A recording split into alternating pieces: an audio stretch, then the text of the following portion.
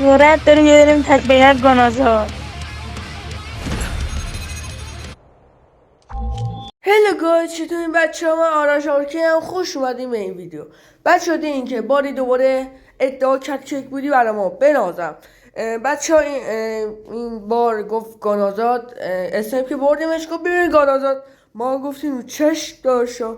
این اتشمنت رو این یکی سریف رو هر وقت یکی سریف اتشمنت رو خواستی حتما توی کامنت ها بگو، من براتون بذارم. اینجا رو نگاه کن، کمپه رو نگاه کن، وایتسا تا من بیام.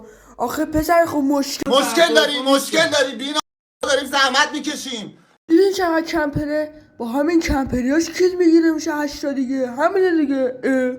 نگاه کن. آخه پسر خب مشکل داری بینا، داریم زحمت میکشیم. آخه داداش بازی بلد نیستی.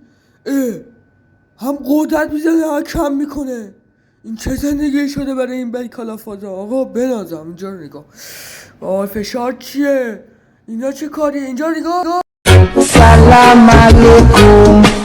نگاه کن بازم کمپ. آقا شما تو کامنت ها یه جمله به این کش بوده داشت خودم بگین. خدایی نگاه کن بازم کمپ میکنی. بیا نیتو بگم تو بنازم. اینجا رو نگاه، خدایی بنازم.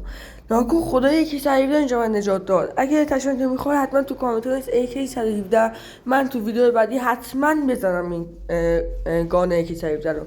فقط کمپ و نگاه. سلام علیکم. داداش شما آدم نمیشه، بسته دیگه. چقدر کم بکنی؟ با شاتگان هم نمیتونی بزنی؟ بنازم. بعد ادعا میکنه بابا این زندگی دیگه به درد نمیخوره.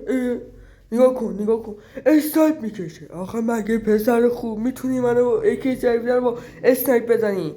بچه ها مرسی که تا آخر ویدیو با من همراه بودین. حتما تو کامنت بزنین، لایک و فراموش نشه. عشقای داشتین. خدافظ.